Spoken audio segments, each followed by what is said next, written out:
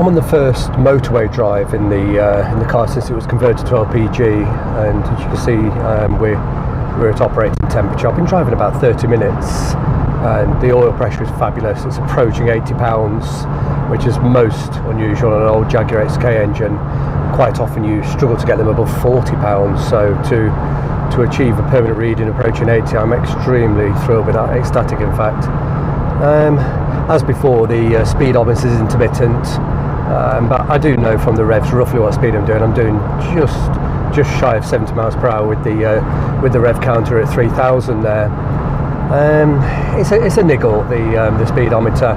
There's an electronic, it's called a transcender, I believe. It's attached to the gearbox, and that's what operates this speedo. It's not an old-fashioned cable type, so it'll be slightly more expensive to fix. It will get fixed, but there's plenty more service items I need to do first.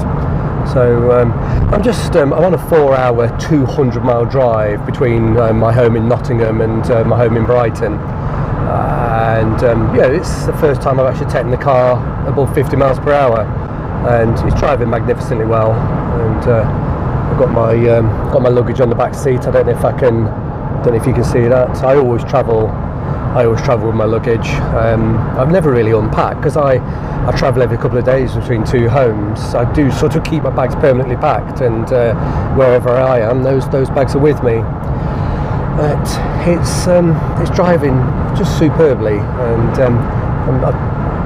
I'm fairly confident, having put a few miles on the clock, that this car is going to continue to drive well. It's inevitable I'm going to get things that spring up and bite me in the arse.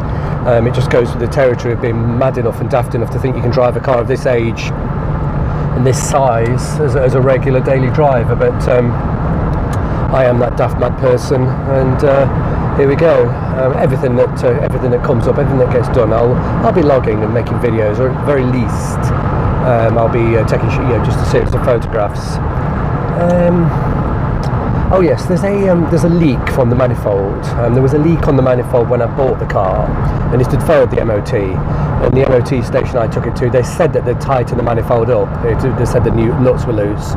It did seem a little far-fetched, but I now know they just literally put a bit of paste on the leak, like exhaust sealing compound, and sort of 50-60 miles later, on the first proper drive from the LPG station, it's blown off. So I do know that I'm going to have to take the manifold off and repair the gasket. It's not a job I'm particularly looking forward to, so we'll discuss that in a further video. I've already bought the gaskets, so I've got a brand new gasket, and it will get fitted next week, perhaps, possibly the week after. It's quite a big job. You can't just use brute force and bash the nuts off. They have to be sort of really carefully. You loosen them a fraction, tighten them a fraction, loosen them, tighten them, loosen them, tighten them, and you just have like a rocking motion. It can take 15 minutes to take each nut off. So it's if you just use brute force, they will definitely snap.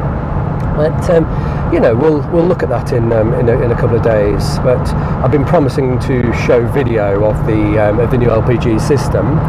I've been very busy all week, and I've really not had time to do that. So I do hope I'll have a spare hour or so in Brighton this weekend, and make a nice video of the new LPG and the old LPG kits. Sort of give you a good sense of how the new one works and how it's improved on the old system.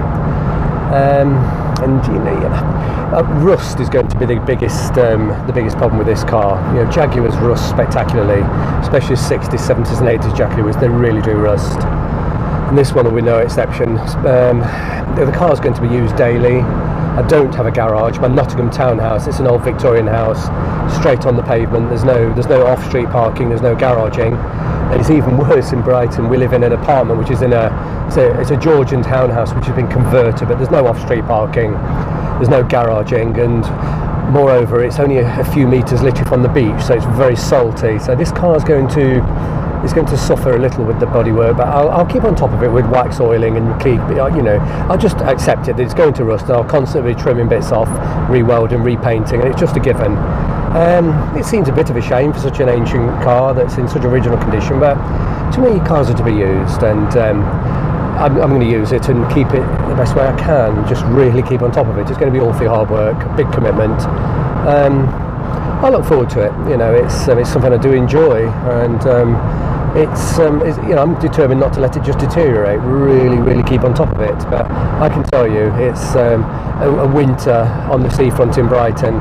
It makes the cars deteriorate spectacularly quickly. So I've got a fight in front of me. I can do nothing more really than keep it at bay over the winter and sort of patch it, and then when we come to the spring months, just sort of go back and detail it and make a better job of the paintwork and so on. But I'll be filming and videoing everything that I do. But I'm going to stop now because I am enjoying this drive, and it's going to take about 4 hours. And fingers crossed, there'll be absolutely no dramas on this journey. The first proper sort of high-speed long journey. But, I'll definitely keep these videos coming.